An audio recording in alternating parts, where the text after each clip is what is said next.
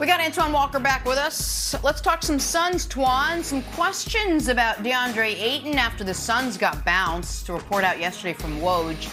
Ayton doesn't feel valued by the team, wants a max deal. It would appear the Suns don't want to give him one.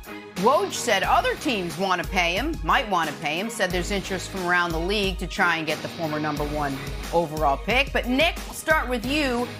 After this report and with the way the Suns season ended, are you optimistic or pessimistic about Phoenix's future? No, the window's shut. They're cooked. This was, you can't overcome. The windows open and close quickly in this league. They had 2 golden opportunities to win the title the last 2 years, but both were taken from them by 2 of the greatest players, guys who will end up being 2 of the greatest players we've ever seen in the history of the league, and now it's over. So Chris Paul at the end of this series was either awful or was awful because he was hurt. Either way, a guy who turns 38 next postseason, you're not optimistic about that. Devin Booker, there's going to be a long tail for him to get over what happened at the end of this series, but I think he eventually will. I don't think the relationship with DeAndre Ayton is reparable. When you have a notoriously cheap owner who, by the way, has his own issues far beyond how cheap he is, that will probably be litigated out this summer and could cause even more strife for the franchise. When you don't pay the guy you took number 1 overall in the draft over a guy such as, just pick a name out of a hat, Luka Doncic, after he helps you get to the finals, that's going to cost you all year long. So I don't know if Ayton will be back.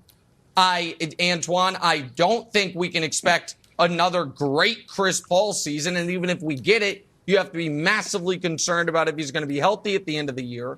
So I think they have to make a choice. They either try to squeeze out one more run with Chris and trade Ayton and get as much as you can back for Ayton via sign and trade, or give Ayton the money and trade Chris. Now, I know a team in Southern California that would love to have even a 38-year-old Chris Paul because they love old guys there, and he and LeBron can hang out together. But I'm not sure what path they have, but I believe, Antoine, the window is closed. Well, I disagree with you on that, Nick. I'm very optimistic about their chances if they're willing to move on from Ayton and use that cap space and use that money to add another scorer, another wing guy, and also another backup point guard. I like Cameron Payne. I think he's a good young ball player. He's obviously improved since being in Phoenix. They've got to get another real playmaker. I think Cameron Payne's more of a spot-up three-point shooter than a playmaker. Chris Paul cannot play 35, 36 minutes. And I thought Chris Paul had a great season. Despite the last 4 games, he had a great season. And he was actually having a great postseason if you look at the numbers. He's actually having a great postseason if you actually look at the numbers. But you have to move on from Ayton because I look at my competition. And when I look at the Memphis Grizzlies, they play fast, they're young. Obviously, they got Steven Adams, but that's not a guy that they're feeding in the post that's going to get you 20 and 15. So you don't have to worry about him. I look at Golden State, a team that plays small. Anthony Davis is not your traditional center for the Lakers. So I just look at some of the top teams that you got to go against in the Western Conference, and you can get it done without an Ayton. They got to get a better offensively. You got to get some other playmakers.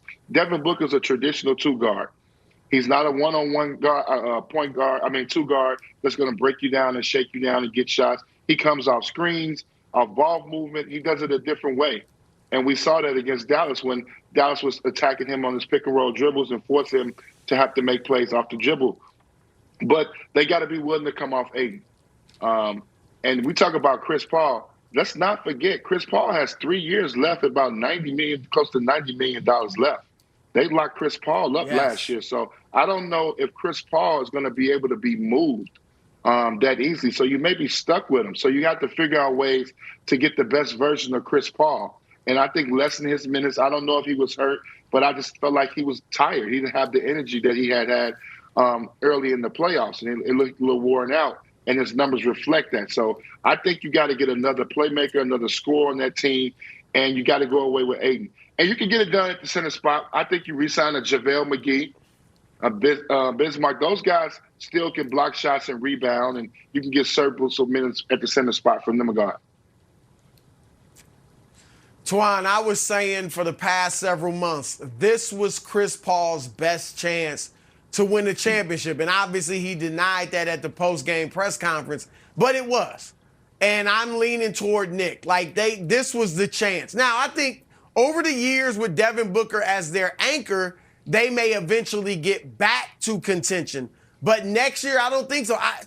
You're right, Chris, maybe the quad was bothering him, but at 37 going on 38, he is not going to be as good anymore. I just don't believe it. And in the postseason, if he was injured this year, he was injured last year during the postseason. We saw him injured in Houston during the postseason. It would be a problem. So the question is, if they could move him. But Ayton, I think at the very least they sign Ayton to trade him. It may be irreparable. We'll see. Maybe he and Monty Williams can work things out in the organization. But if not, you can't just let him walk. You got to get something for him. And what they need for him is a second scorer. Like when I look at Phoenix versus Dallas and then Golden State versus Dallas, Phoenix really, guys, had one bona fide scorer, a guy that you know you could count on for 25 points a night. And even he didn't do it in Game 7, of course, but that's Devin Booker. Chris can do it, but is reluctant. He's always been a reluctant scorer throughout his career, doesn't really want to go get 22 points every single night. And Ayton, can score, but, is about a 17-point scorer. So they need to, when they move Ayton, it needs to be for another guy that they know can go compliment Devin Booker and get him 20-something points a night. And if they can do that, then I think maybe that window can remain open or they'll be close to contention.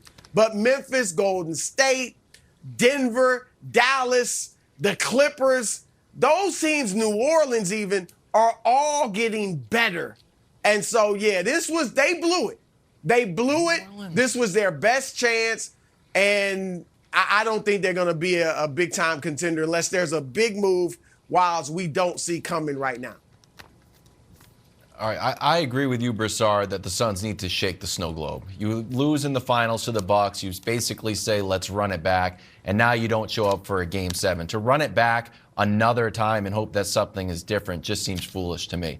Antoine, so here's the question I'm going to pose to you. Even though you like Chris Paul, you want the Suns to keep Chris Paul.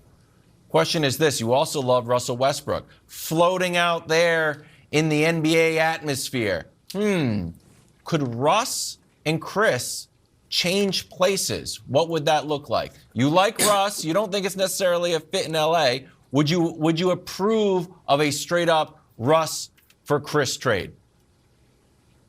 No, I don't think Russ makes Phoenix a 60-14 win. No. Does Russ still have a lot left in the tank? Obviously he averaged 18, 7, and 7 this year. He plays with reckless abandon, but they don't need that. That's not the thing. I think Chris kind of summed it up and kind of piggybacked off what I was saying. They have to get another proven scorer, a guy that can play, make, and get it done, because you're talking about one guy, and the teams in the Western Conference are too good for that. Now, I think you don't have to have a legitimate big man. I think we have to really long in it. Besides the Joker and obviously AD, I don't want to take nothing away from AD. The Joker and AD, you can get away with average centers and get it done. So I don't think you have to focus in on spending $200 million on Aiden, which it may take to keep him, where you can go out and give another wing, another guy who can score, another serviceable backup point guard who can play. I'm not just saying add a point guard, a guy who can play and relieve some of that stress from Chris Paul. Because Chris Paul, to me, I just think with $90 million left in his contract, it's not a lot of teams that's going to take that on. Obviously, seeing what he did in his last 4 games, and he's going to be older next year.